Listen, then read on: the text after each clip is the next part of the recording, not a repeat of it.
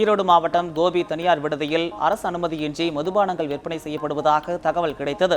இதனையடுத்து அங்கு நடத்தப்பட்ட சோதனையில் அரசு அனுமதியின்றி செயல்பட்ட மதுபான பாரில் இருந்து 200க்கும் மேற்பட்ட மது பாட்டில்களை போலீசார் பறிமுதல் செய்தனர். நெல்லை மாவட்டம் பாளையங்கோட்டை பகுதியில் பள்ளி கல்லூரிகள் அருகே உள்ள கடைகளில் சட்டவிரோதமாக விற்பனை செய்யப்பட்ட பீடி மற்றும் சிகரெட்டுகள் பறிமுதல் செய்யப்பட்டன. கடை உரிமையாளர்களுக்கு அபராதமும் விதிக்கப்பட்டது. இந்த சோதனை தொடர்ந்து நடைபெறும் என்றும் அதிகாரிகள் தெரிவித்தனர். திருச்செந்தூர் அருகே உள்ள உடன்குடியில் சட்டவிரோதமாக மது விற்பனை செய்த 2 பேர் கைது செய்யப்பட்டனர்.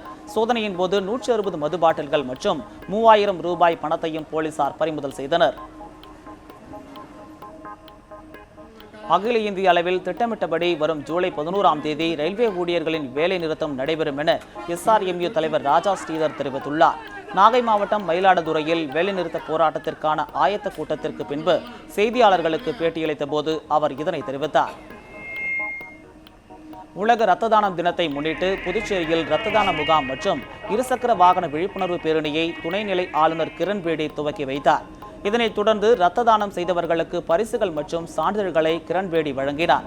இந்நிகழ்ச்சியில் சுகாதாரத்துறை அமைச்சர் மல்லாடி கிருஷ்ணராவ், சட்டமன்ற உறுப்பினர் லட்சுமி நாராயணன், சுகாதாரத்துறை இயக்குநர் ராமன் உள்ளிட்ட பலர் கலந்து கொண்டனர்.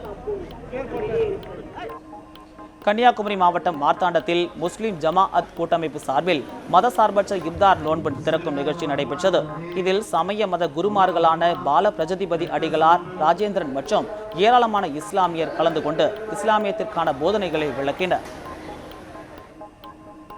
திருவாரூர் பகுதிக்குட்பட்ட தெற்கு வீதி, பனகல் சாலை, பேருந்து நிலையம் உள்ளிட்ட பகுதிகளில் உள்ள கடைகள் மற்றும் உணவகங்களில் மாவட்ட ஆட்சியர் மதிவாணன் மற்றும் மாவட்ட காவல் கண்காணிப்பாளர் ஜெயச்சந்திரன் திடீர் சோதனையில் ஈடுபட்டனர்.